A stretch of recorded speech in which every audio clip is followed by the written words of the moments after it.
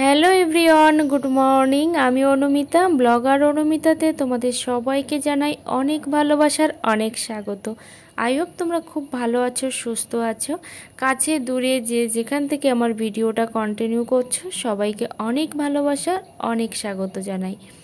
সকাল সকাল নিয়ে বসে পড়েছি বাজারের ব্যাগ, আর ধূপটার কিন্তু ফ্লেভারটা খুবই সুন্দর, সেই জন্য আমি বারবার এটা দেখছিলাম, মানে স্মেলটা নিচ্ছিলাম, ভীষণ ভালো লাগছিল।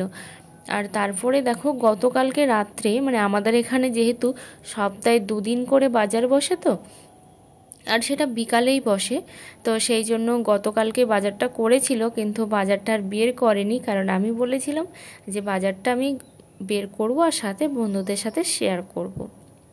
তো এখানে অনেক কিছুই আছে, পেঁয়াজ, রসুন, তারপর এই যে লঙ্কা, পটল, উচ্ছে এগুলো আছে, আর সাথে হচ্ছে কিছু মশলাপাতিও আছে।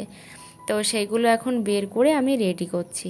আর মাসিমা দেখে প্যাকেটটা দিল, কারণ প্যাকেটের মধ্যে সব কিন্তু ভরে রাখবো।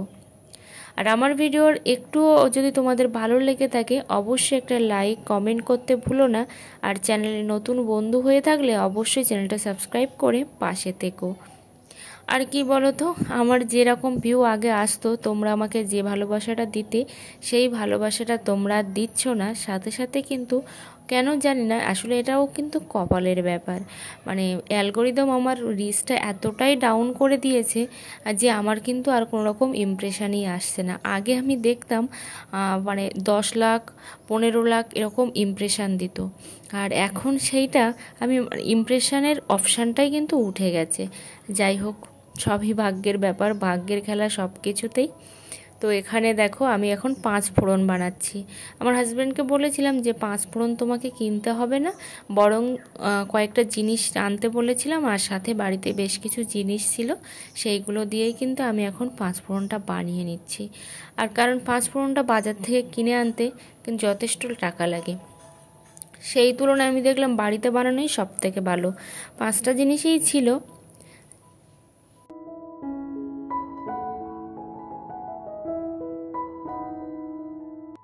একটা জিনিস কি বলতো, ফলোয়ার্সের পিছনে কিংবা সাবস্ক্রাইবারের পিছনে দৌড়ে কিন্তু কোনো লাভ নেই, কারণ তোমার চ্যানেলে হয়তো প্রচুর প্রচুর ফলোয়ার্স আছে কিংবা সাবস্ক্রাইবার আছে, তারা যদি তোমার ভিডিও না দেখে তাহলে তো আর ফলোয়ার্স দিয়ে কিন্তু আমাদের কোনো লাভ নেই, তাই না? ভিউজটাই হচ্ছে মেন।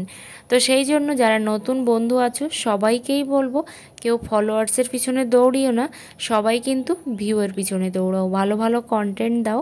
আর আমি তো ভালো কন্টেন্ট দিতেই পারি না, তো এই যেটুকু ঘরের মধ্যে করতে পারি সেটুকুই তোমাদের সাথে শেয়ার করি।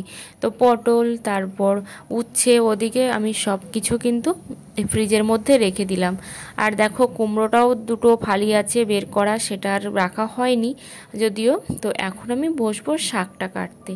আর এই ব্রাহ্মী শাক খেতে তো বেশ ভালো লাগে, তোমাদের কার কেমন লাগে অবশ্যই জানিও।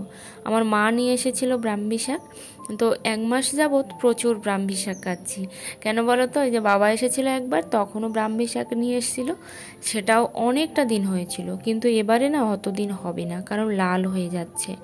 আর ওখানে না মাঠে চাষ হয়, তো সেই জন্যই নিয়ে আসতে পেরেছিল। তো এখন আমি চাউমিন খাচ্ছি, তো চাউমিনটা আলু দিয়ে ভাজা হয়েছে। আর এত পরিমাণে বৃষ্টি হচ্ছে যে কি বলবো, যে ঘরের বাইরে কিন্তু বেরোনোটা একেবারেই পসিবল নয়, কিন্তু তারপরেও কিন্তু সবসময় মন চায়, ওই যে বসে থাকা তো অভ্যাস নেই, তো সেই জন্য খুবই কষ্ট হয়। তো এদিকে মশলাটাও করে নিচ্ছি, আর আমি যেহেতু বাড়ির থেকে চলে যাচ্ছি, তো একদমই ভালো লাগছে না কোনো কিছু, মশলাটা এখন করে রাখছি, কারণ শাশুড়ি মায়ের দ্বারা সম্ভব না, আর আমার হাজব্যান্ড এগুলো পারেও না। তো সেই জন্য মাসিমা এখানে প্রথমে গরম করেছিল, কিন্তু ভালো হয়নি বলে আমি আবার করে নিলাম।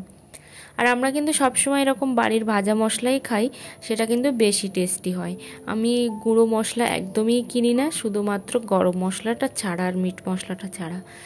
তো যাই হোক, আমার মশলাটা অর্ধেক রেডি করা হয়ে গেছে। সীমা বেগম দিদিভাই লিখেছে যে অনেক দিন আমার ভিডিও দেখতে পারেনি, অনেক দিন মিস করে গেছে, পরে দেখে নেবে। তো এই ভালোবাসাটা কিন্তু খুবই প্রয়োজন। অনেক অনেক ধন্যবাদ। আর অনেক অনেক দিদিভাই কমেন্ট করেছে, আমি কারোরই আজকে নাম নিয়ে বলতে পারছি না, তার কারণ হচ্ছে আমার কাছে এক্সট্রা ফোন নেই, তো সেই কারণেই। আর কি বলো তো, একটা দিদিভাই কমেন্ট করেছিল যে আমার ভিডিওতে মানে আমার ফোনে লাইভ করতে পারছি না। তো মিনিমাম কিন্তু 50 সাবস্ক্রাইবার মানে 50টা সাবস্ক্রাইবার কিন্তু অবশ্যই লাগে, তারপর কিন্তু লাইভটা অন করা যায়।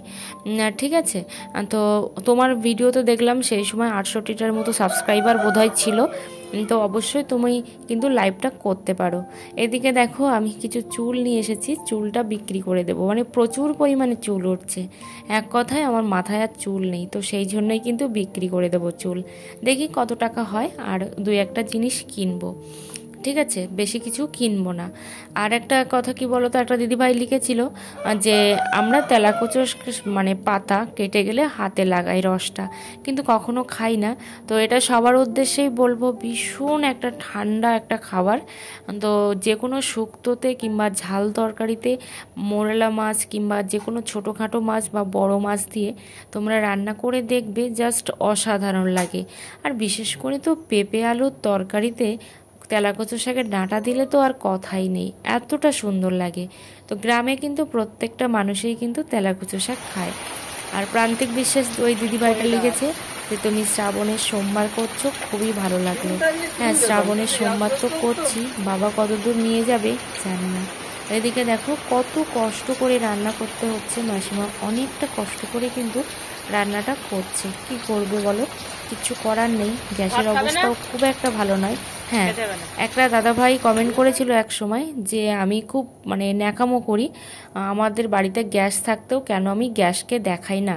এটা কিন্তু একেবারেই ভুল কথা যে আমি গ্যাস দেখাই না, কারণ আমি কিন্তু গ্যাসে রান্না করি, আমি সেটা কিন্তু আমি অবশ্যই আমার প্রত্যেকটা ব্লগের মধ্যে আছে। আর সাথে হচ্ছে গ্রামের মানুষের যেহেতু কাঠ ঘুঁটে এগুলো বেশি পরিমাণে থাকে, সেই জন্য কিন্তু গ্যাসটা তারা কম খরচা করে, ঠিক আছে। তো যেহেতু আমার সব সময় ব্লগে দেখবে যে আমার কিন্তু উনুনেই বেশি রান্না। তো এখানে মাছগুলোকে আমি খুব ভালো করে পরিষ্কার করে নিলাম, এত পরিমাণে আসছিল যে কি বলবো। তো এখন আমি ঠাকুর পূজা দিয়ে নিচ্ছি। আর একটা দিন ঠাকুর পূজা না দিয়ে আমি থাকতে পারি না, কেন জানি না, মনটা ভীষণভাবে খারাপ হয়ে যায়। আর এত ঝড় ঝাপটা আমার উপর দিয়ে যাচ্ছে, তার ওপরেও কিন্তু শুধু মনে হয় না ভগবানের কাছে গেলে হয়তো কিছুটা হলেও আমি শান্তি পাবো। তো ঠাকুর পূজা দেওয়ার পরে এদিকে দেখো আমি একটু ওই কুমড়ো ফুলের বড়া বানাবো। তো অনেকেই বলেছো কুমড়ো ফুলের বড়া খেতে খুবই ভালো লাগে, সত্যি খুব ভালো লাগে। আর অনেক অনেক দিদিভাই আমি নাম ধরে বলতে পারলাম না, আমি আগামীকালের ভিডিওতে ঠিক তোমাদেরকে নাম ধরে বলবো। অনেকেই জানতে চেয়েছো তুমি কেমন আছো, তো আমি কেমন আছি, মোটামুটি ভালো আছি, কিন্তু তার পরের কথাটা আমি আর জানি না, কারণ আমি নিজেই জানি না যে আমি কেমন আছি। সেই জন্য আমি তোমাদের কাউকেই বলতে পারছি না যে আমি কেমন আছি। তবে শরীর থেকে অনেকটাই এনার্জি পাচ্ছি, এইটা আমি বলতে পারি। তবে আমি ভালো আছি কি না সেটা একমাত্র ভগবানই জানে। তো ওখানে দেখো আজকে যেহেতু মঙ্গলবার, তো সেই জন্যই কিন্তু বানাচ্ছি। আমার হাজব্যান্ড খায় না মঙ্গলবারে, আমি আবার সোমবারে খাই না, শাশুড়ি মাও সোমবারে খায় না, শনিবারে খাওয়া হয় না, বৃহস্পতিবারে খাওয়া হয় না, ঠিক আছে। বেশিরভাগটা কিন্তু আমরা নিরামিষই খাই। তো ওখানে আমি বানাচ্ছিলাম, বানাতে বানাতে এদিকে চলে এসেছি। আর আমার হাজব্যান্ড দেখো কত ধীরু, মানে সব কিছু তো একটু স্লো মোশনে কাজ করতে চাই, তবে অনেক পরিষ্কার পরিচ্ছন্ন, এই হচ্ছে ব্যাপার। তো সবাই অনেক ভালোবাসা দিও, আর আমি সবার পাশে আছি, পাশে থাকবো, একদম কেউ চিন্তা করো না। হয়তো ভিডিও আসার সাথে সাথে আমি দেখতে পাই না, এটা আমার প্রবলেম। কারণ কি বলো তো, মানসিক অবস্থা ভালো না থাকলে কোনো কিছুই ভালো লাগে না, তো সেই জন্যই কিন্তু এরকম হয়ে যায়। তো ওইদিকে বড়াটা বানানো হয়ে গেছে, ফুলের বড়া। আর এই ফুলটা দিয়েছিল ননদের বাড়ির থেকে। তারপরে এখানে কচু শাক আছে। আর এখানে দেখো আমার হাজব্যান্ড অলরেডি খেতেও বসে গেছে, আর ওর খুব একটা যে তরকারি লাগে সেটাও নয়, মানে যেটুকু হয় সেটুকুই ঠিক আছে। তো এখানে দেখো একটা পার্সেল আমি এখন আনবক্সিং করছি, আর এই পার্সেলের মধ্যে কি আছে সেটা আমি এখন তোমাদেরকে দেখাবো। আর পার্সেলটা জাস্ট এইমাত্র এসেছে, সেটাও তোমাদেরকে দেখিয়ে দিচ্ছি। এই যে দেখো একটা ফোনের কভার, আর এই ফোনের কভারটা কখন অর্ডার করা হয়েছিল সেটাও কিন্তু আমি জানি না।